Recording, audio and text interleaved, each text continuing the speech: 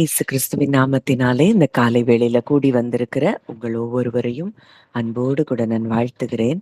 இந்த நாளிலும் தேவனுடைய தயவு நம்ம ஒருவர் மேலும் இருக்கிறபடியினால் அன்பும் கிருபையும் மகத்துவமான அவருடைய வல்லமையான செயல்களையும் நம் வாழ்வில் ஒவ்வொரு நாளும் அவர் அனுதினமும் செய்து கொண்டிருப்பதால் இந்த நாள்ல எல்லோருக்கும் ஜீவனையும் சுவாசத்தையும் கொடுக்கிற அவர் இந்த நாளிலும் நமக்கும் ஜீவனையும் சுவாசத்தையும் அவர் கொடுத்திருக்கிறதுனால இந்த நாள்ல நம்ம இங்க எல்லாரும் கூடி வந்திருக்கிறோம். அவருடைய பிரசன்னம் இந்த இடத்தை நிரப்பி கொண்டிருக்கிறத நம்ம ஃபீல் பண்ண முடியும்.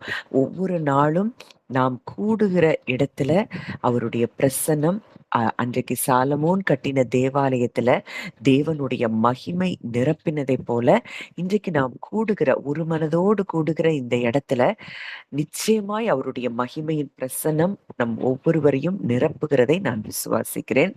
இந்த காலை வேளையிலையும் ஒரு வார்த்தை ஆண்டவர் சொல்லும்படி சொன்னார். அதுக்கப்புறம் நம்ம அந்த மெசேஜை பார்க்கலாம். ஏசாயா 44 இருந்து ஒரு சில வசனங்கள் நான் வாசிக்கிறேன். இப்போதும் என் தாசனாகிய யாக்கோபே, நான் தெரிந்து கொண்ட இஸ்ரவேலே கேள். உன்னை உண்டாக்கினவரும் தாயின் கர்ப்பத்தில் உன்னை உருவாக்கினவரும் உனக்கு துணை செய்கிறவருமாகிய கர்த்தர் சொல்லுகிறதாவது, என் தாசனாகிய யாக்கோபே, நான் தெரிந்து கொண்ட யெஷூரனே, பயப்படாதே. தாகம் உள்ளவன் மேல் தண்ணீரையும் வறண்ட நிலத்தின் மேல் ஆறுகளையும் ஊற்றுவேன்.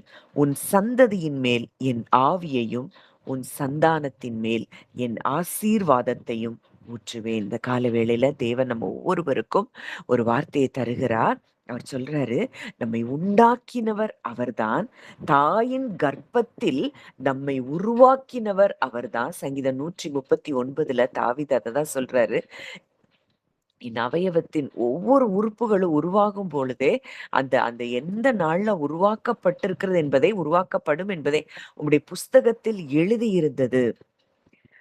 அப்போ நம்முடைய தாயின் வயிற்றில் நம்மை உருவாக்கினவர், நமக்கு துணை செய்கிறவர். நம்மை உண்டாக்கினவர், தாயின் வயிற்றில் நம்மை உருவாக்கினவர், நமக்கு துணை செய்கிறவர். அவர் சொல்றாரு, யெஷூரனே, பயப்படாதே. இன்னைக்கு காலை வேளையில எதை குறித்தெல்லாம் பயத்தோட கலக்கத்தோட நீங்க வந்திருக்கிறீங்க? ஆண்டவர் சொல்றாரு, நான் உன்னை உண்டாக்கி இருக்கிறேன். தாயின் கருவுல நான் உன்னை உருவாக்கி இருக்கிறேன். நான் உனக்கு துணை செய்கிறவரா இருக்கிறேன். அதுல எப்படி ஆங்கிலத்துல எப்படி இருக்குன்னா, "Thus says the Lord who made you and formed you from the womb, who will help you. Do not fear, O Jacob." அப்போ நான் உன்னை தெரிந்தெடுத்திருக்கிறேன். நீ என்ன செய்யாத, பயப்படாத. தாகமுள்ளவன் மேல் தண்ணீரையும் வறண்ட நிலத்தின் மேல் ஆறுகளையும் ஊற்றுவேன். இன்னைக்கு இந்த இடத்துல நம்ம கூடி வந்திருக்கிறோம்னா எல்லாருக்கும் அவரை பற்றி அறிய வேண்டிய ஒரு தாகம். இந்த தாகம் இல்லாதவங்க இந்த இடத்துல வர முடியாது. இன்றைக்கும் எத்தனையோ இடங்கள்ல கூடி மக்கள் ஆராதிக்கிறாங்க. தேவனுடைய வார்த்தைய அவங்க அறிந்து கொள்கிறாங்க. இது எல்லாம் காரணம் என்னன்னா, தாகம். தேவனை குறித்து அறிகிற ஒரு அறிவை விரும்புகிறபடியினாலதான் இந்த இடத்துல நம்ம கூடி வந்திருக்கிறோம். அதனால ஆண்டவர் சொல்றாரு, தாகம் உள்ளவன் மேல் தண்ணீரையும் வறண்ட நிலத்தின் மேல் ஆறுகளையும் ஊற்றுவேன். இன்னைக்கு நம்ம மேல அவர் என்ன செய்ய போறாரு? அவர் வார்த்தையாகிய அந்த ஊற்றை நம்ம மேல அவர் நிச்சயமாய் ஒவ்வொரு நாளும் ஊற்றிக் கொண்டிருக்கிறார்.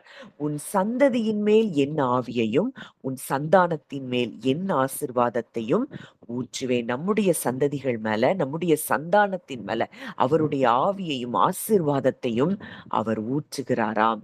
அவருடைய ஆவியை ஊற்றுகிறார்னா, இன்றைக்கு நம்முடைய சந்ததிகளை குறித்து நாம் எதை குறித்து கவலைப்படணும்? அவரே போதித்து வழி நடத்துவார். பிரயோஜனமாய் இருக்கிறதை அவரே போதித்து நடத்துவார். அவருடைய ஆசீர்வாதம் இன்றைக்கு நம்மளுடைய பிள்ளைகளை குறித்து இப்படிலாம் இருந்தா நல்லா இருக்கும், இந்த ஆசீர்வாதம்லாம் இருந்தா நல்லா இருக்கும்னு நினைக்கிறோம். இன்றைக்கு அவர் சொல்லுகிறாரு, என் ஆசீர்வாதத்தை ஊற்றுவேன். அவருடைய ஆசீர்வாதம் அது எவ்வளவு பெரிதா இருக்கும். வானம் அவருடையது, வானமும் பூமியும் அவருக்குரியது, வெள்ளியும் பொன்னும் அவருக்குரியது, இந்த சர்வ லோகமும் அவருக்குரியது. இன்றைக்கு அவருடைய ஆசீர்வாதத்தினால் இன்றைக்கு நம்முடைய சந்ததிகளை ஆசீர்வதிக்கிறார் என்றால், இன்றைக்கு நாம் எதை குறித்து கவலைப்பட வேண்டும்? இன்றைக்கு அவருடைய ஆவி, அவருடைய ஆசீர்வாதம், ஞானத்தையும் உணர்வையும் அருளும் ஆவி, ஆலோசனையையும் பலனையும் அருளும் ஆவி, அறிவையும் கர்த்தருக்கு பயப்படுகிற பயத்தையும் அருளும் ஆவியும் ஆகிய கர்த்தருடைய ஆவியானவர் நம் பிள்ளைகள் மேல ஊற்றப்பட்டு கொண்டே இருக்கிறார் அப்படிங்கிறத நீங்க விசுவாசிங்க. உங்களுக்கு உள்ள பயங்கள் எல்லாவற்றையும் இன்றைக்கு நீங்க அப்புறப்படுத்துங்க. ஆண்டவர் சொல்றாரு, ஈஸ்வரனே நீ பயப்படாதே, நான் உன்னை தெரிந்தெடுத்திருக்கிறேன், நான் உன்னை உண்டாக்கி இருக்கிறேன், நான் உன்னை தாயின் கர்ப்பத்தில் உருவாக்கி இருக்கிறேன், நான் உனக்கு துணை செய்கிறேன். இதுதான் இன்றைக்கு தேவன் நமக்கு தருகிற வார்த்தையா இருக்கிறது. நம்ம தொடர்ந்து 1 தீமோத்தேயு 3:16 நம்ம தியானித்து கொண்டிருக்கிறோம். அதுல இன்னும் ஒரு பகுதியை நம்ம இன்றைக்கு தியானிக்க போகிறோம். வாசிக்கலாம்.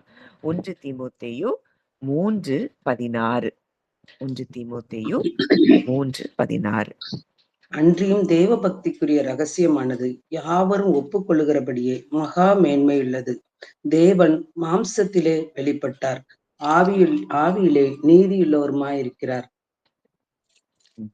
நீதியுள்ளவர் என்று விளங்கப்பட்டார், தேவ தூதர்களால் காணப்பட்டார், புறஜாதிகளிடத்தில் பிரசங்கிக்கப்பட்டார், உலகத்திலே விசுவாசிக்கப்பட்டார், மகிமையிலே எடுத்துக்கொள்ளப்பட்டார். புறஜாதிகளிடத்தில் பிரசங்கிக்கப்பட்டார். இன்றைக்கு அந்த காரியத்தை தான் நம்ம பார்க்க போகிறோம்.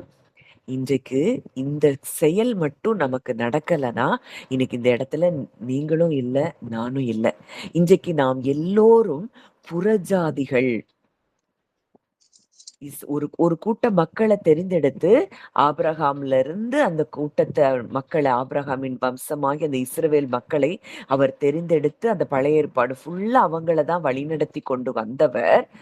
இயேசு கிறிஸ்துவின் மூலமாய் அவர் உலகத்தின் அனைத்து மக்களுக்கும் அவர்தான் தேவன், அனைவரையும் அவர் ஒன்று போலதான் நேசிக்கிறார் என்பதை அவர் விளங்க செய்ததுனாலதான் இன்றைக்கு நீங்களும் நானும் உண்மையான தெய்வத்தை நம்ம கண்டறிந்திருக்கிறோம். புற ஜாதிகளாகிய நம்மிடத்திலே அவர் பிரசங்கிக்கப்பட்டபடியினால் அன்றைக்கு தன்னுடைய சீஷர்களில் ஒருவரான தோமாவை பிரத்யட்சமா அவர் இந்தியாவுக்கு அனுப்பி இருக்கிறார்னா நம்ம மேல வைத்த அன்பு எவ்வளவு பெரிதுங்கிறத நம்ம பார்க்கணும்.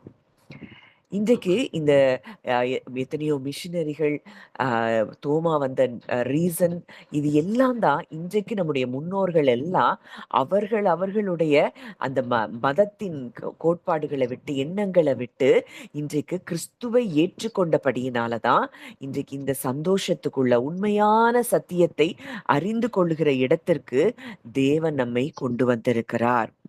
அப்போ புற ஜாதிகளிடத்தில் அவர் பிரசங்கிக்கப்பட்டார். நம்ம ஒரு வசனம் கூட நமக்கு தெரியும். இதோ நான் மாம்சமான யாவருக்கும் தேவனாகிய கர்த்தர்.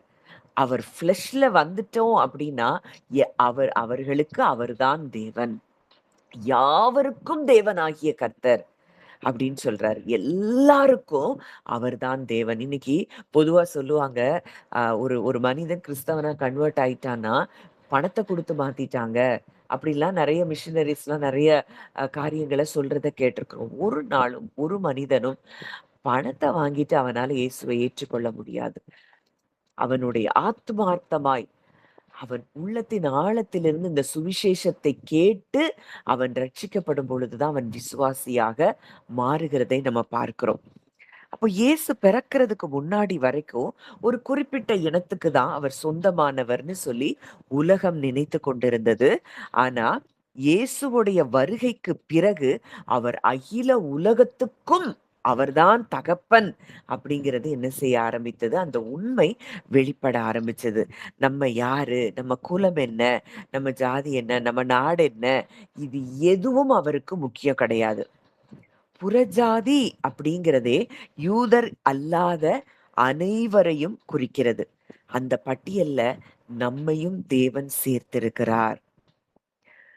அப்போ இந்த அளவு தேவன் நம்மை நேசித்தபடியினாலதான் இன்றைக்கு நாமும் சுவிசேஷத்தை கேட்டு கிருபையினாலே விசுவாசத்தை கொண்டு ரட்சிக்கப்பட்டு இன்றைக்கு ஆவிக்குரிய வாழ்க்கையிலே ஒவ்வொரு நாளும் வளர்ந்து இன்றைக்கு சத்தியத்தை அறிகிற அறிவை அடையும்படிக்கு தேவன் நமக்கு கிருபை பாராட்டி இருக்கிறார். இது இந்த இந்த தேவன் புறஜாதிகளை நேசித்தது இயேசு இந்த உலகத்துக்கு வந்த பிறகு அப்படிங்கிறது கிடையவே கிடையாது. இது எப்போ நடந்த காரியம்? பழைய ஏற்பாட்டிலேயே அங்கே நடக்கிற காரியமாய் நம்ம பார்க்கிறோம். பழைய ஏற்பாட்டுல இருந்தே தேவன் புறஜாதிகளையும் அவர் நேசிக்கிறார் அப்படிங்கிறத பல வசனங்கள் மூலம் நம்ம பார்க்க முடியும். வாசிக்கலாம். ஆதியாகமம் 12:3. ஆதியாகமம் 12:3. உன்னை ஆசீர்வதிக்கிறவர்களை ஆசீர்வதிப்பேன், உன்னை சபிக்கிறவர்களை சபிப்பேன், பூமியில் உள்ள வம்சங்கள் எல்லாம் உனக்குள் ஆசீர்வதிக்கப்படும் என்றார். பூமியில் உள்ள வம்சங்கள் எல்லாம் உனக்குள் ஆசீர்வதிக்கப்படும் ஆபிரகாமுக்கு சொல்றாரு. அப்போ பூமியில் உள்ள வம்சங்கள் எல்லாம் எப்படி ஆபிரகாமின் மூலம் ஆசீர்வதிக்கப்படும்னா, ஆபிரகாமின் வித்தாகிய கிறிஸ்துவின் மூலம். ஆஹ் ஆதியாகமம் 22ஆம் அதிகாரம் 18. நீ என் சொல்லுக்கு கீழ்ப்படிந்தபடியினால் உன் சந்ததிக்குள் பூமியில் உள்ள சகல ஜாதிகளும் ஆசீர்வதிக்கப்படும் என்றும் என் பேரில் ஆணையிட்டேன் என்று கர்த்தர் சொல்லுகிறார் என்றார். உன் சந்ததிக்குள் பூமியில் உள்ள சகல ஜாதிகளும் ஆசீர்வதிக்கப்படும். கிறிஸ்துவுக்குள், ஆபிரகாமின் சந்ததியாகிய கிறிஸ்துவுக்குள் பூமியின் வம்சங்கள் சகல ஜாதிகளும் ஆசீர்வதிக்கப்படும். இது பழைய ஏற்பாட்டிலிருந்தே தேவனுடைய திட்டம். உலகம் தோன்றுவதற்கு முன்பதாகவே தேவனுடைய திட்டம் அதுதான். புறஜாதிகள் அப்படின்னு சொல்லி யாரையும் அவர் ஒதுக்கவில்லை. அவருடைய அன்பு எல்லார் மேலையும் ஒன்று போலதான் இருக்குது. இன்னும் சில வசனங்களை வாசிக்கும் பொழுது நமக்கு புரியும். இது ஏதோ இயேசு வந்த பிறகுதான் அவர் புறஜாதிகளை அவர் நேசித்தார் என்பது அல்ல. அவர் ஆதியிலேயே அனைத்து மக்களையும் அவர் ஒன்று போலதான் நேசித்திருக்கிறார். ஆனா இந்த பூமிக்கு விளங்க பண்ணும்படியாய் ஒரு கூட்ட மக்களை தேர்ந்தெடுத்து அந்த கூட்டத்துல அந்த சந்ததியில வந்து பிறந்து அந்த தன்னை வெளிப்படுத்தும்படிக்கு அந்த சந்ததியை தெரிந்து கொண்டாரே தவிர மற்றபடி உலகம் முழுவதையும், அதான் யூதன் என்றும் இல்லை, கிரேக்கன் என்றும் இல்லை, அந்த வசனங்கள் எல்லாம் வாசிக்கும் போது நமக்கு புரியும். அவர் எந்த வேறுபாடையும் யாரிடத்திலும் பார்க்கவில்லை. அவரிடத்தில் யாதொரு மாறுதலும் வேற்றுமையின் நிழலும் இல்லை. அவர் பட்சபாதம் உள்ளவர் அல்ல. அவர் எல்லாரையும் ஒன்றாக நேசிக்கிறவர். இன்னொரு வசனம், உபாகமம் 10ஆம் அதிகாரம் 18, 19. திக்கற்ற பிள்ளைகளுக்கும் விதவைக்கும் நியாயம் செய்கிறவரும் அந்நியன் மேல் அன்பு வைத்து அவனுக்கு அன்ன வஸ்திரம் கொடுக்கிறவருமாயிருக்கிறார். நீங்களும் எகிப்து தேசத்தில் அந்நியராய் இருந்தபடியினால் அந்நியரை சிநேகிப்பீர்களாக. ஆண்டவர் சொல்றாரு, திக்கற்ற பிள்ளைகளுக்கு விதவைகளுக்கு நியாயம் செய்கிறவரா, அந்நியன் மேல் அன்பு வைத்து அவனுக்கு அன்ன வஸ்திரம் கொடுக்கிறவர். ஃபுட் அண்ட் கிளாத்ஸ், அதாவது அந்நியர்களுக்கு, புறஜாதிகளுக்கு, யூதர் அல்லாதவர்களுக்கு மேலையும் அவர் அன்பு வைத்து அவர்களுக்கும் ஆகாரத்தையும் உடையையும் கொடுக்கிறவர். நீங்களும் எகிப்து தேசத்தில் அந்நியரா இருந்தபடியால், எகிப்து தேசத்துல அவங்க ஃபாரினர்ஸா தான் இருக்கிறாங்க. நீங்க அங்க அந்நியரா இருந்ததுனால நீங்களும் என்ன செய்யணும்? அந்நியரை சிநேகியுங்கள். இதுதான் பழைய ஏற்பாட்டுல இருந்தே புறஜாதிகளை குறித்து தேவன் கொடுக்கிற தேவனுடைய அன்பை வெளிப்படுத்துகிற வார்த்தைகளாய் நம்ம பார்க்கிறோம். வாசிக்கலாம். அடுத்த வசனம் ஏசாயா 56:6-7. ஏசாயா 56:6-7.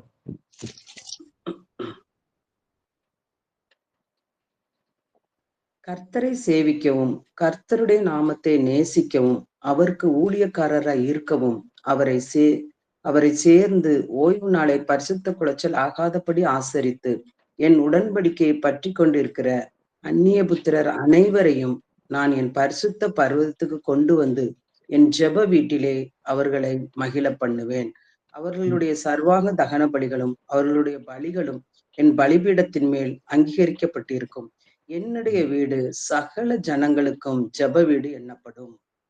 For my house will be called a house of prayer for all people. என்னுடைய வீடு சகல ஜனங்களுக்கும் ஜெப வீடு எனப்படும். அப்போ இதெல்லாம் ஆரம்ப நாட்கள்ல இருந்தே அங்க பழைய ஏற்பாட்டுல இருந்தே தேவன் புறஜாதிகளையும் நேசிக்கிறவர் அப்படிங்கிறத நம்ம புரிந்து கொள்ளுகிறோம். ஏசாயா 49:6ல அந்த வசனம் இன்னும் தெளிவா இருக்கும். ஏசாயா 49:6. யாக்கோபின் கோத்திரங்களை எழுப்பவும், இஸ்ரவேலில் காக்கப்பட்டவர்களை திருப்பவும், நீ எனக்கு தாசனாய் இருப்பது அற்ப காரியமாய் இருக்கிறது.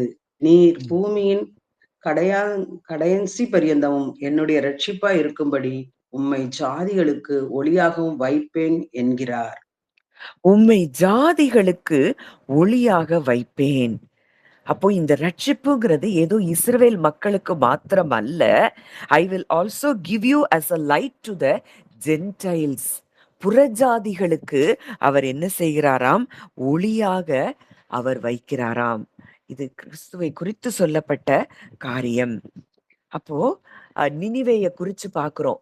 நான் இந்த மக்களுக்காக, நினிவே மக்கள் புறஜாதி மக்கள் தான். வலது கைக்கும் இடது கைக்கும் வித்தியாசம் அறியாத இந்த ஜனங்களுக்காக நான் பரிதபியாமல் இருப்பேனோ அப்படின்னு சொல்லி கேக்குறாரு. அப்போ அந்த அளவு தேவன் எல்லோரையும் நேசிக்கிறார். நம்ம மனதுல ஆழமா பதிந்த இஸ்ரவேல் மக்களை தான் அவர் நேசிக்கிறாரு அப்படிங்கிறது நம்ம மனதுல அது கொஞ்சம் பதிக்கப்பட்ட காரியம். இன்றைக்கு ஒண்ணு புரியணும். அவர்களை எந்த அளவுல நேசித்தாரோ அதே அளவுல தான் அவர் நம்மையும் நேசித்திருக்கிறார். இன்றைக்கு கிறிஸ்துவின் மூலம் இந்த இந்த சுவிசேஷம் உலகெங்கும் வெளிப்படுத்தப்பட்டிருக்கிறது. ரூத் ஒரு மோவாபிய பெண் தான். ராகாப் ஒரு வேசி, அவ எரிகோ கானானிய ஸ்திரீ தான். ஆனா அவர்கள் எல்லாரும் இயேசு கிறிஸ்துவினுடைய ஜீனியாலஜில இருக்கிறாங்கன்னா அவர் எதையுமே பார்க்கல. இந்த உலகம் இவங்க புறஜாதி, இவங்க இஸ்ரவேல் மக்கள் அப்படிங்கிறதெல்லாம் தேவனுடைய எண்ணங்களிலே இல்லவே இல்லை. ஆல் அதாவது வாசிக்கலன்னு ஒரு வசனம் ஏசாயா 66:18. ஏசாயா 66:18. நான் அவர்கள் கிரியைகளையும் அவர்கள் நினைவுகளையும் அறிந்திருக்கிறேன். நான் சகல ஜாதியாரையும் பாசைக்காரரையும் கூட்டிச் சேர்க்கும் காலம் வரும். அவர்கள் வந்து என் மகிமையை காண்பார்கள்.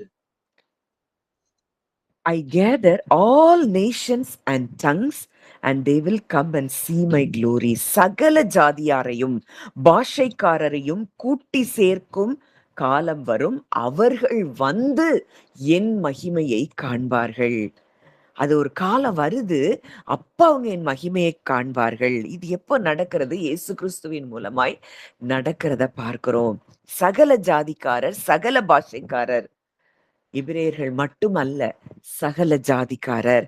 அப்போ இது அவங்க ஒரு சேனலா, ஒரு இயேசு கிறிஸ்து தன்னை வெளிப்படுத்துகிறதுக்கு ஒரு சேனலா அங்க இஸ்ரவேல் மக்களை தெரிந்தெடுத்தா கூட, அந்த அந்த அந்த வழியாக வந்தா கூட அவர் முழு உலகத்தையும் தேவன் நேசிக்கிறதை நாம் அறிகிறோம். அப்போ ஒன்ன புரியணும். நம்ம ஏதோ வந்தோம், நம்மளுக்கு சுவிசேஷம் அறிவிக்கப்பட்டது, நம்ம இயேசுவ கேள்விப்பட்டோம், நம்ம ரட்சிக்கப்பட்டோம்னு இல்ல. உலக தோற்றத்துக்கு முன்பதாகவே அவர் உங்களை நேசித்தபடியினாலே தாயின் கர்ப்பத்தில் உங்களை அவர்தான் உருவாக்கி இருக்கிறார் என்பதை நீங்கள் அறிந்திருப்பீர்கள் என்றால் இன்றைக்கு உங்களுக்கு எந்த பயமும் தேவையில்லை.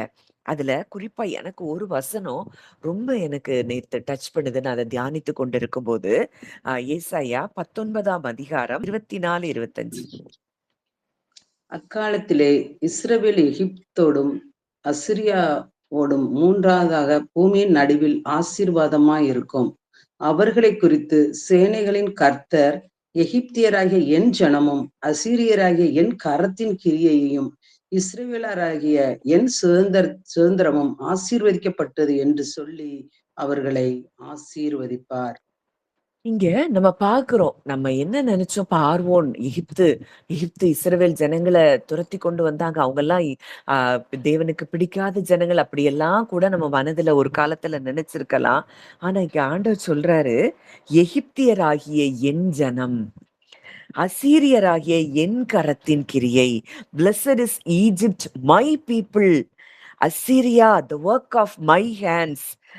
அப்போ எந்த அளவுக்கு ஒரு காலத்துல இஸ்ரவேல் மக்களை அடிமைப்படுத்தி வைத்திருந்த அந்த எகிப்த குறித்து தான் தேவன் இங்கே பேசி கொண்டிருக்கிறார்.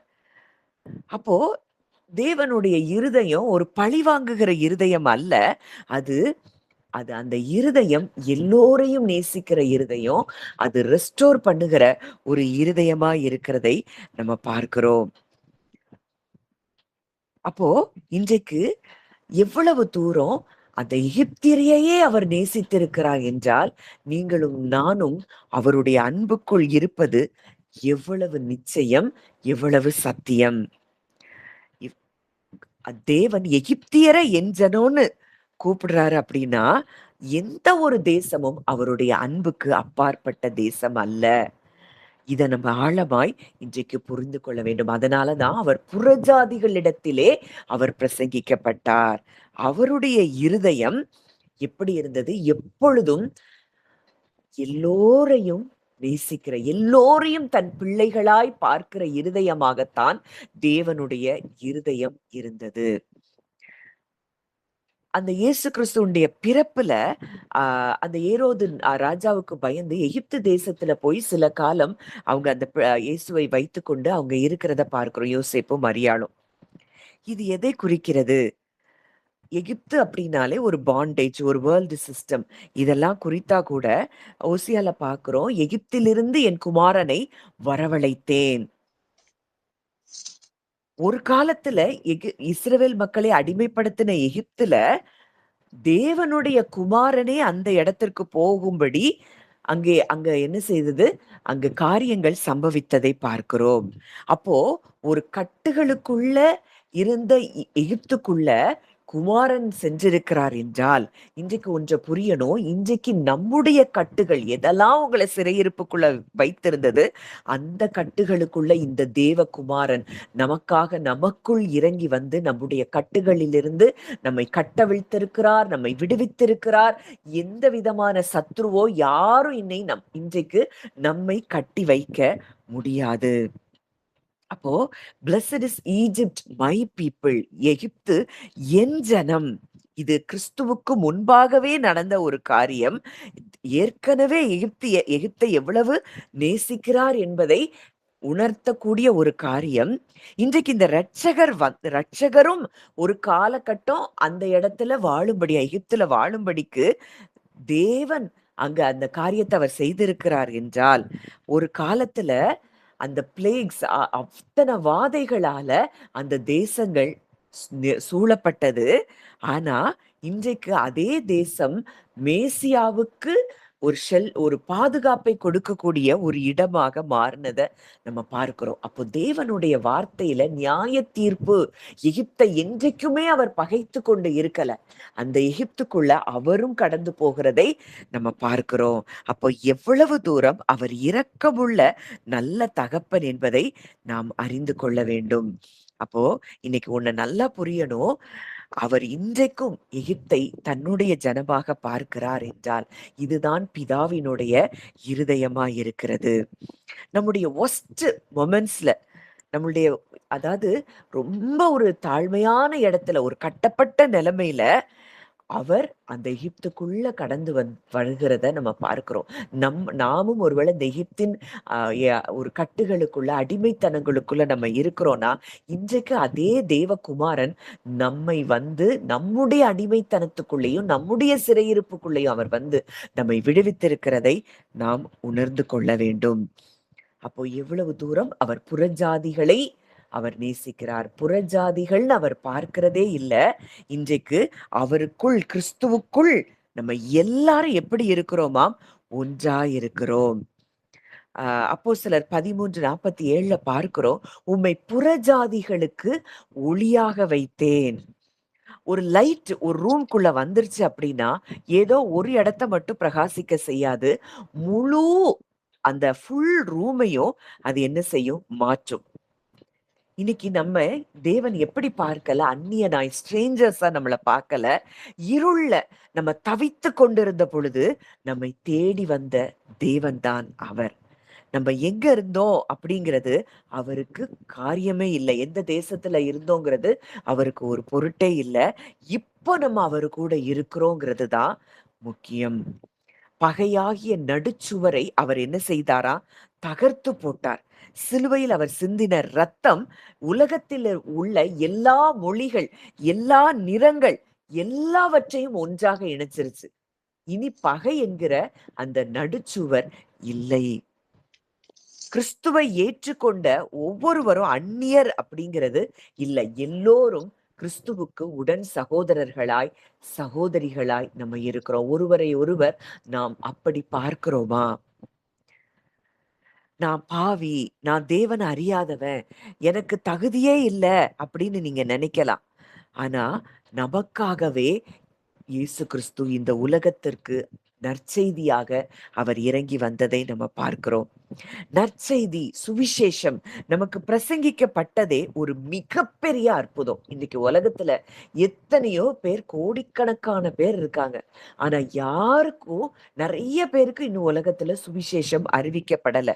இன்னைக்கு நமக்கு அறிவிக்கப்பட்டு அதிலும் மேலான சத்தியத்தை அறியும்படிக்கு தேவன் நம்முடைய கண்களை திறந்திருக்கிறார்னா, தேவன் நம்ம மேல வச்சிருக்கிற அவருடைய மிகுந்த அக்கறையினாலதான்.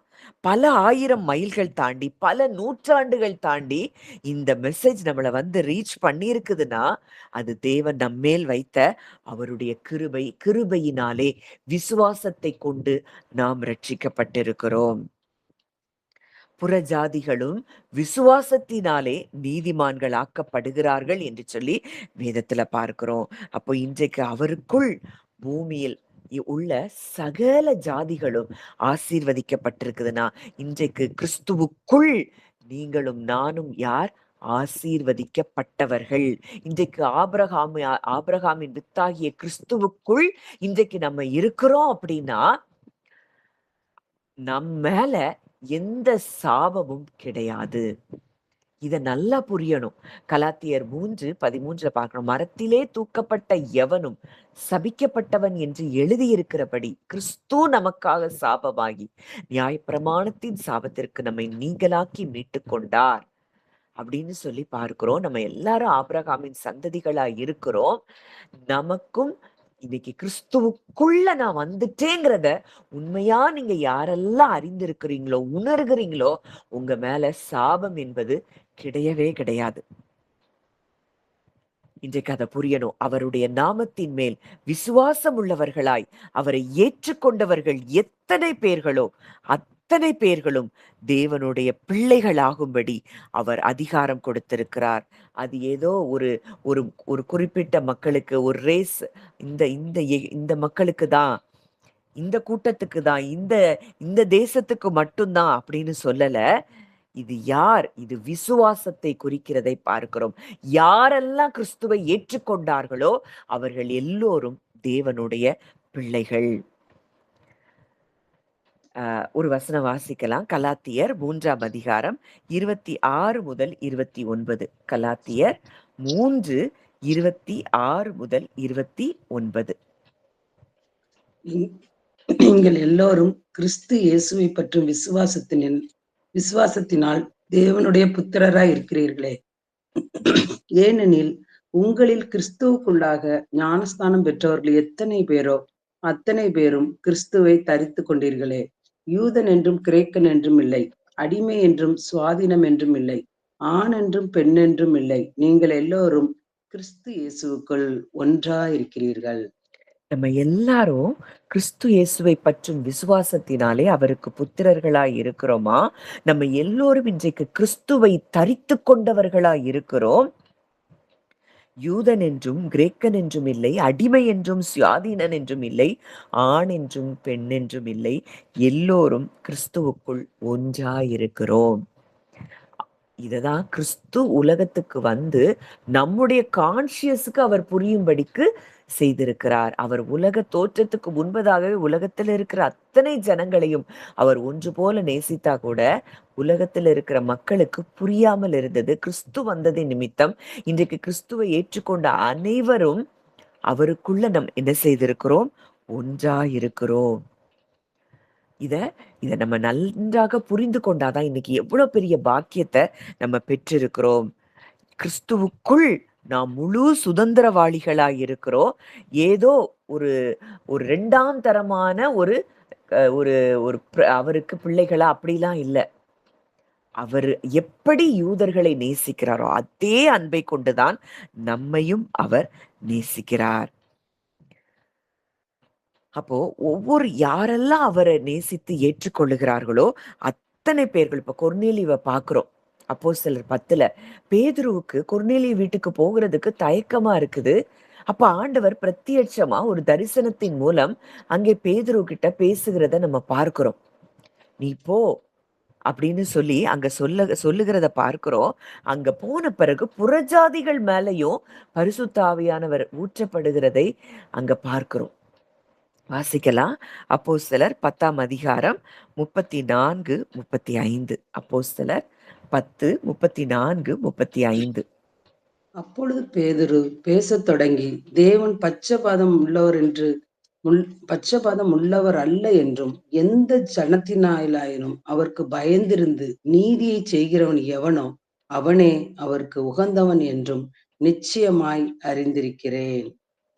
அப்பொழுது ஏன்னா பேதுருவாலேயே இத நம்ப முடியல. புறஜாதிகளுக்கு இந்த அளவுக்கு தேவன் இறங்குகிறார். அப்பதான் அவனே அறிகிறான். தேவன் பட்சபாதம் உள்ளவர் அல்ல என்றும், எந்த ஜனத்திலாயிலும் அவருக்கு பயந்திருந்து நீதி செய்கிறவன் எவனோ அவனே அவருக்கு உகந்தவன் என்றும் நிச்சயமாய் அறிந்திருக்கிறேன்.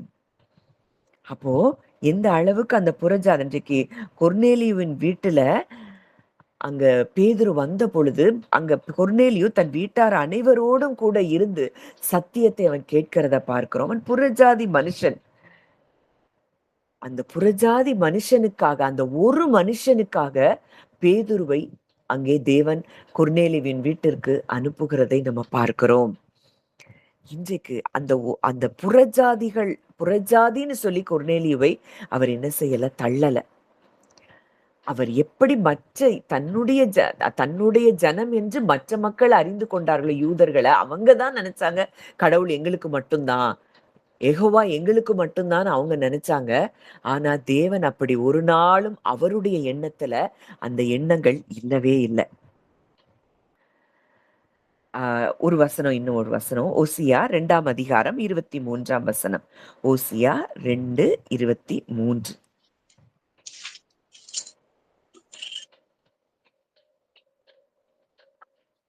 நான் அவளை எனக்கென்று பூமியிலே விதைத்து இரக்கம் பெறாதிருந்தவளுக்கு இறங்குவேன். என் ஜனமல்லாதிருந்தவர்களை நோக்கி, நீ என் ஜனம் என்று சொல்லுவேன். அவர்கள் என் தேவனே என்பார்கள் என்றார். இது எல்லாமே பழைய ஏற்பாட்டிலே வர்ற காரியம். I will say to those who are not my people, you are my people. என் ஜனம் என்று நான் சொல்லுவேன். எகிப்தை பார்த்து என் ஜனம், அசீரியரை பார்த்து நீங்க என் கரத்தின் கிரியை. அப்போ தேவனுடைய திட்டம் அப்படிங்கிறது ஏதோ ஒரு ரேஸ், ஒரு கூட்ட மக்கள் அப்படிங்கிறது இல்ல. அவர் எல்லோருக்கும் அவர்தான் தேவன், எல்லோருக்கும் அவர்தான் இரட்சகர். அதனாலதான் அந்த யோவான் 3:16 நம்ம பார்க்கிறோம், உலகத்திற்கு அவர் என்ன செய்தார்? ஒரே பேரான குமாரனை விசுவாசிக்கிறவன் எவனோ அவன் கெட்டு போகாமல் நித்திய ஜீவனை அடையும்படிக்கு அவரை தந்தருளி இவ்வளவாய் உலகத்தில் அன்பு கூர்ந்தார். அப்போ உலகத்தில் அவர் அன்பு கூர்ந்ததுனாலதான் குமாரனையே அவர் அனுப்பி இருக்கிறார். இன்றைக்கு நீங்களும் புறஜாதிகள் அப்படிங்கிற எண்ணம் நம்ம மனதுல கொஞ்சம் கூட இருக்கக்கூடாது. அவர் நம்மை நேசித்திருக்கிறபடியினாலதான் புறஜாதிகளாகிய நமக்கு அவர் பிரசங்கிக்கப்பட்டார். நாம் கிருபையினாலே விசுவாசத்தை கொண்டு ரட்சிக்கப்பட்டிருக்கிறோம். நாம் தேவனுக்கு அந்நியர்கள் அல்ல. இன்றைக்கு நாம் தேவனுக்கு பிள்ளைகளாய் இருக்கிறோம். இன்றைக்கு நம்முடைய ஆவி, நமக்கு புத்திர சுவிகாரத்தின் ஆவி நமக்கு கொடுக்கப்பட்டிருக்கிறபடியினால் அப்பா பிதாவே என்று கூப்பிடக்கூடிய அந்த புத்திர சுவிகாரத்தின் ஆவி, அந்த குமாரனுடைய ஆவி இன்றைக்கு நம் ஒவ்வொருவருடைய ஆவியிலும் ஊற்றப்பட்டிருக்கிறது. இதை உணரணும். அப்பான்னு கூப்பிடக்கூடிய ஒரு ஸ்லாக்கியத்தை நாம் உலக தோற்றத்துக்கு முன்னதாகவே நாம் பெற்றிருக்கிறோம். அதை அறியாதவர்களாய் இருந்தோம்.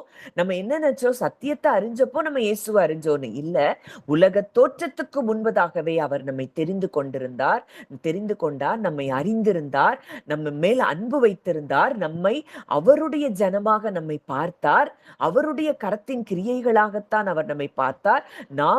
நம்மை அவர் சுதந்திரவாளிகளாய் அவர் கண்டபடியினாலே இன்றைக்கு நாம் அப்பான்னு கூப்பிடக்கூடிய புத்திர சுவிகாரத்தை அவர் நமக்கு கொடுத்திருக்கிறார். குமாரனின் ஆவியை நம் உள்ளத்துக்குள் அவர் அனுப்பி இருக்கிறாராம். இன்றைக்கு எத்தனை பேர் அதை ஃபீல் பண்றீங்கன்னா, என் அப்பா அவர்தான் எனக்கு அப்பா. என் அப்பா கிட்ட நான் போவேன், என் அப்பா கிட்ட நான் சொல்லுவேன், என் அப்பா அந்த காரியத்துல எனக்கு ஜெயத்தை தருவார்.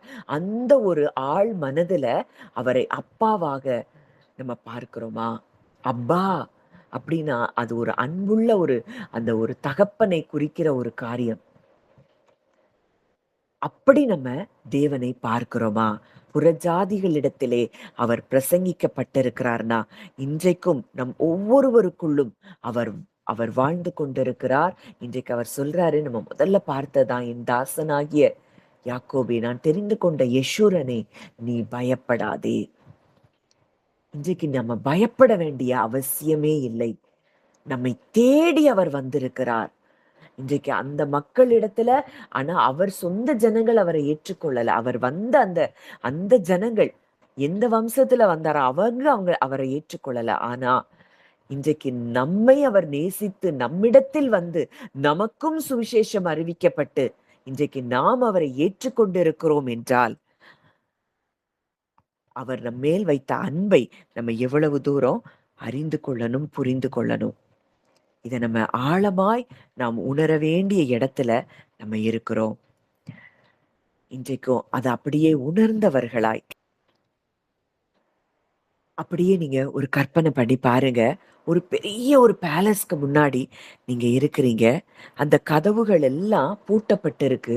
இது அனுமதி பெற்றவர்களுக்கு மட்டும் அப்படின்னு சொல்லி ஒரு போர்டு தொங்குது. நீங்க வெளிய ஒரு அந்நியனா நீங்க நின்று கொண்டிருக்கிறீங்க. இதுதான் நம்முடைய மனது, கான்சியஸ்னஸ் அப்படிதான் இருந்தது. விழுந்து போன ஆதாமின் மனது தேவனிடத்துல நெருங்கவே முடியல. அதுவும் புறஜாதிகளாய் நம்ம ஒரு முத்திரை போடப்பட்டப்போ தேவனிடத்துல நெருங்க முடியாத இடத்துலதான் நாமும் இருந்தோம். அந்த பலகையை பார்த்து தயங்கி நம்ம உள்ள எப்படி போக முடியும்னு நின்னுட்டு இருந்தோம். ஆனா திடீர்னு நீங்க வெளியில நின்று கொண்டிருக்கிறீங்க. இயேசு கிறிஸ்து வந்து அந்த கதவை உடைத்து, கதவை திறந்து உங்க கையை பிடித்து கொண்டு அவர் உள்ளே கொண்டு போகிறத நீங்க அப்படியே மனதுல ஒரு பாருங்க, படமா பாருங்க. இதுதான் நிஜம், இதுதான் நடந்தது. இன்றைக்கு நீங்க உலகத்துல புரியணும். இன்றைக்கு உங்களை உலகம் தள்ளி இருக்கலாம், புறக்கணித்து இருக்கலாம். பரலோகத்தின் ராஜா இன்றைக்கு உங்களுக்காக அந்த கதவை உடைத்து, பூட்டை உடைத்து, எல்லா பகையாகிய நடுச்சுவரை தகர்த்து இன்றைக்கு உங்களை அவர் கரத்தினாலே இன்றைக்கு உங்களை அவர் உட்கார்ந்திருக்கிற இடத்திற்கு அவர் உங்களை கொண்டு சென்றிருக்கிறார் என்றால், நீங்கள் அவருடைய வீட்டின் பிள்ளைகள் என்பதை அவர் உங்களுக்கு விளங்க பண்ணுகிறதை நீங்கள் உணர்ந்து கொண்டலும். புறஜாதிகளுக்கு அவர் என்ன செய்கிறாரா? ஒளியாக வந்தார். நமக்கு அவர் ஒளியாக வந்திருக்கிறார். இந்த ஒளி வந்துருச்சு அப்படின்னாலே, இந்த இருளான ஒரு இடத்துல நம்ம போகும்போது ஒரு மனதுல ஒரு கலக்கம் இருக்கும், ஒரு சோர்வு இருக்கும். ஆனா ஒரு லைட் வந்த உடனே நமக்கு ஒரு பெரிய தைரியம் கிடைக்கும். ஏன்னா எதுவும் என்னைய தொட முடியாது, இந்த வெளிச்சம் வந்துருச்சுங்கிற ஒரு தைரியம் இருக்கும். அது போலதான் அந்த ஒளியாகிய இயேசு கிறிஸ்து இன்றைக்கு நமக்காக வந்தபடியினாலே, இன்றைக்கு நம்முடைய இருதயத்தை அவர் தேடி வந்திருக்கிறபடியினாலே, அவருக்கு நாம் எவ்வளவு முக்கியமானவர்கள் என்பதை நமக்கு விளங்க பண்ணினதினாலே, இன்றைக்கு நம்முடைய இருதயத்துல இருக்கிற எல்லா பயங்கள், கலக்கங்கள், சோர்வுகள் எல்லாம் நம்மை விட்டு விலகி போறதை நம்ம பார்க்க முடியும், உணர முடியும். அப்படியே நீங்க சொல்லுங்க, அப்பா, இன்னைக்கு அப்பான்னு கூப்பிடக்கூடிய ஒரு ஸ்லாக்கியத்தை நீங்க கொடுத்திருக்கிறீங்களே. ஒரு சின்ன பிள்ளை தன் தகப்பனுடைய மடியில உட்கார்ந்து இருக்கும் பொழுது அது எவ்வளவு தூரம் ஒரு பாதுகாப்பை ஃபீல் பண்ணும். இன்னைக்கு உங்க மேல உலகம் குத்தின முத்திரை, இல்ல நீங்களே உங்களுக்கு குத்தியிருந்த முத்திரை உங்க கான்சியஸ்ல புறஜாதி. அந்த முத்திரையை அவர் நீக்கிட்டு உங்களுக்கு ஒரு முத்திரை போட்டிருக்கிறார். நீங்கள் தேவனுடைய பிள்ளை என்ற ஒரு புது நாமத்தை, அதுதான் உலக தோற்றத்துக்கு முன்பதாகவே இருந்த நிஜம். அந்த நிஜத்தை மறுபடியும் நமக்கு அவர் எடுத்து சொன்ன தருணம் தான் இயேசு கிறிஸ்து பூமிக்கு வந்த தருணம். இன்றைக்கு தேவனுடைய பிள்ளை என்று உங்க மேல முத்திரை போடப்பட்டிருக்கிறத பாருங்க. இந்த முத்திரை உங்க மேல போடப்பட்டிருக்கிறத நீங்க உணரணும். நேற்று நம்ம தியானித்தோம். யோபு அவனுக்கு உண்டான எல்லாவற்றையும் அவர் வேலி அடைச்சிருந்தாரு. ஆனா அதை உணரல. அதனாலதான் அவன் வாழ்க்கையில எல்லாம் அந்த சாத்தானுடைய காரியங்கள் செயல்பட்டதை பார்க்கிறோம். இன்றைக்கு நம்ம மேல தேவனுடைய பிள்ளை என்கிற முத்திரை போடப்பட்டிருக்கிறது. நம்மள பார்த்தாலே அகிலமும் நடுங்கும். பாதாள உலகம் நம்மை பார்த்தாலே நடுங்கும். ஆனா இன்றைக்கு நம்ம பாதாளத்தை பார்த்து நடுங்கிட்டு இருக்கிறோமா? சத்ருவை பார்த்து பயந்து கொண்டு இருக்கிறோமா? அவங்க அதை செஞ்சிருவாங்க, இவங்க இதை செஞ்சிருவாங்கன்னு பயந்துட்டு இருக்கிறோமா? இன்றைக்கு இந்த சத்தியத்தை நாம் அறியாதபடியினாலதான் நம்ம பயந்து கொண்டு இருக்கிறோம். உங்க மேல ஒரு முத்திரை போடப்பட்டிருக்கிறத நீங்க அப்படியே லிட்ரலா நீங்க பாருங்க. தேவனுடைய பிள்ளை என்கிற முத்திரை உங்க மேல போடப்பட்டிருக்கிறது.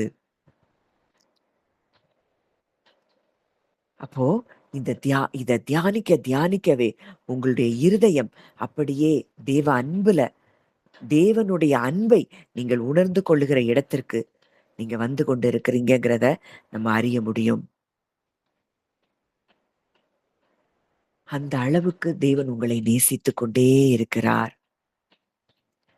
அப்பான்னு கூப்பிடுற ஒரு அதிகாரத்தை உங்களுக்கு கொடுத்துருக்க. நீங்க அப்படியே பாருங்க. நீங்க அவர் அப்பான்னு கூப்பிடுறதையும், அந்த அப்பா அப்படியே உங்களுக்காக, மகளே மகனே, இந்த காரியங்கள் எதுனாலும் என்கிட்ட கொடுத்துரு.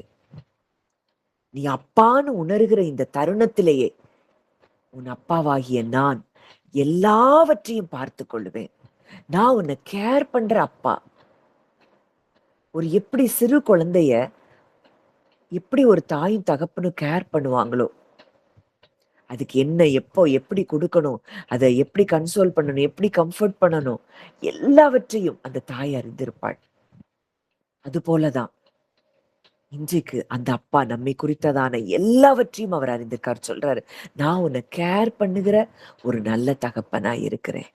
நீ எல்லாத்தையும் என்கிட்ட கொடுத்துரு.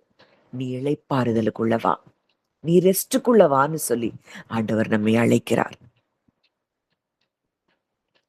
இந்த இளைப்பாறுதல் உங்களுக்கு பல விஷயங்களை உங்களுக்கு ஓபன் பண்ணி கொடுக்கறத நீங்க பார்க்க முடியும். நீங்க இளைப்பாறுதலுக்குள்ள வரும்போதே தடைகள் எல்லாம் உடைகிறத நீங்க பார்க்க முடியும். நீங்க இளைப்பாறுதலுக்குள்ள வரும் பொழுதே உலகம் உங்களுக்காக எல்லாவற்றையும் கொடுக்கறத நீங்க பார்க்க முடியும். இந்த ரெஸ்டுக்குள்ளதான் நம்ம வருவது அவசியம். கவலைப்படாதிருங்கள். ஆண்டவர் சொல்றாரு, எதை குறிச்சு கவலைப்படாத, நாளைய குறிச்சு கவலைப்படாத.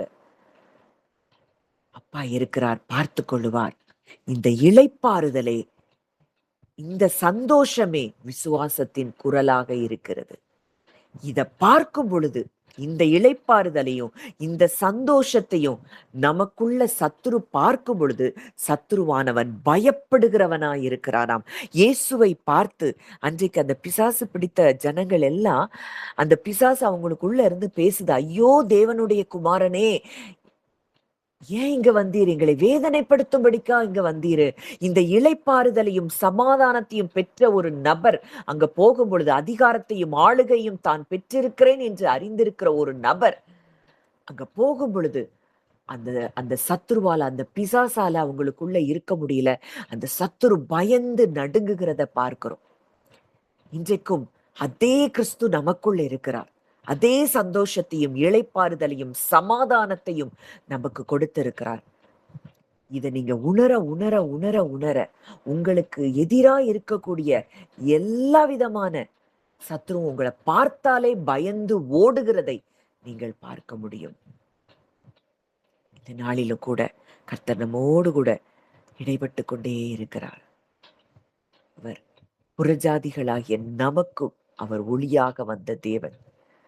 அவர் நம்மை ஒரு நாளும் வேறுபட்டு பார்க்கவே இல்லை. இது இயேசு கிறிஸ்து வந்ததினால் மாத்திரமல்ல, உலக தோற்றத்துக்கு முன்பதாகவே அவர் நம்மேல் வைத்த அன்பு. நாம் பாவிகளாய் இருக்கையில் கிறிஸ்து நமக்காக மரித்ததினாலே தேவன் நம்மேல் வைத்த அன்பை அவர் வெளிப்படுத்தினார். இத நல்லா உணர இத அப்படியே உணர்ந்து கொண்டே இருங்க. நீங்க அப்பாவினுடைய மடியில இருக்கிறீங்க, குமாரனுடைய வலது பாரிசத்துல இருக்கிறீங்க. சியோன் மலையினிடத்திற்கு நீங்க வந்து சேர்ந்திருக்கிறீங்க. 1000 10,000 தூதர்கள் சூழ நீங்க இருக்கிறீங்க.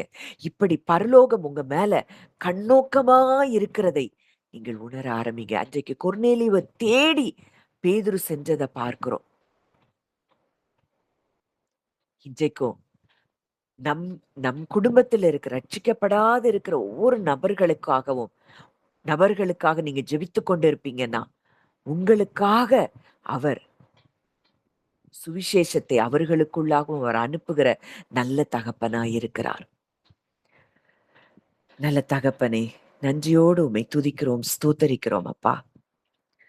அப்பா, ஒரு காலத்துல நாங்க புரியாதவர்களாய் இருந்தோம். தேவனுக்கு அந்நியர்களாய் நாங்க இருந்தோம். மனதுல நாங்க தான் சத்துருக்களா இருந்தோம். ஆனா உம்முடைய மாறாத அன்பினால எங்களை நீர் தேடி வந்தீரப்பா. புறஜாதிகளுக்கு ஒளியாக உம்முடைய குமாரனாகிய கிறிஸ்துவின் மூலம் எங்களுக்கு அந்த உன்னதத்தில் இருக்கக்கூடிய காரியங்களை எங்களுக்கு நீங்க திறந்து கொடுத்தீங்கப்பா. உன்னதத்துல உங்க கூட உட்கார்ந்து இருக்கும்படிக்கு பரலோகத்தின் வாசல்களை எங்களுக்காக நீர் திறந்து கொடுத்தீரப்பா. அப்பா, இன்றைக்கும் எங்க இருதயத்துல எப்பொழுதுமே எங்களுக்கு எப்பெல்லாம் சோர்வு வருகிறதோ அப்பெல்லாம் பரிசுத்த ஆவியானவரே, நீ தேவனுக்கு பிள்ளை என்பதை ஆழமா எங்களுக்கு நீங்க நினைப்பூட்டி கொண்டே இருக்கும்படிக்கு நாங்கள் ஜெபிக்கிறோம். தேவ தூதர்களும் ஆச்சரியப்படுகிற பிரமிப்பாய் நாங்க இருக்கிறோம்ப்பா. எங்களை இந்த விலையேற பெற்ற ரட்சிப்புக்குள்ள நீங்க கொண்டு வந்திருக்கிறீங்க. அதற்காக நாங்கள் நன்றி செலுத்துகிறோம். எங்க வாழ்க்கையில இருக்கிற ஒவ்வொரு சூழலும் உமது வல்லமையுள்ள பாதுகாப்பு எங்களுக்கு இருக்கிறத நாங்க உணர்கிறோம் அப்பா. உம்முடைய தூதர்களுடைய பாதுகாப்பு எங்களுக்கு ஒவ்வொரு நொடி பொழுதும் இருக்கிறதை நாங்கள் உணர்கிறோம்.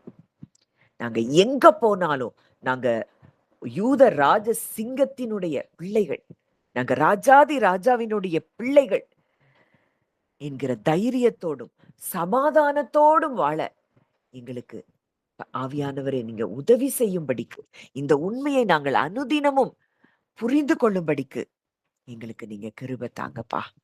அந்த ஒவ்வொருவரையும் மனதார நான் பிளஸ் பண்றேன். இன்றைக்கு உலக தோற்றத்துக்கு முன்பதாகவே நாங்கள் உம்முடைய பிள்ளைகள் என்கிற சத்தியத்தை நாங்கள் அறிந்து கொண்டோம். அதற்காக நாங்கள் நன்றி செலுத்துகிறோம். இன்னமும் எங்களுடைய மனக்கண்கள் பிரகாசிக்கும்படியாய் அநேக சத்தியங்களை நீங்க எங்களுக்கு கற்றுத்தாங்கப்பா. உமக்கு நன்றி செலுத்துகிறோம். ஆளுகை செய்யும் வழி நடத்தும். இயேசுவின் மூலம் கேட்கிறோம் ஜீவனுள்ள நல்ல பிதாவே. ஆமேன், ஆமேன்.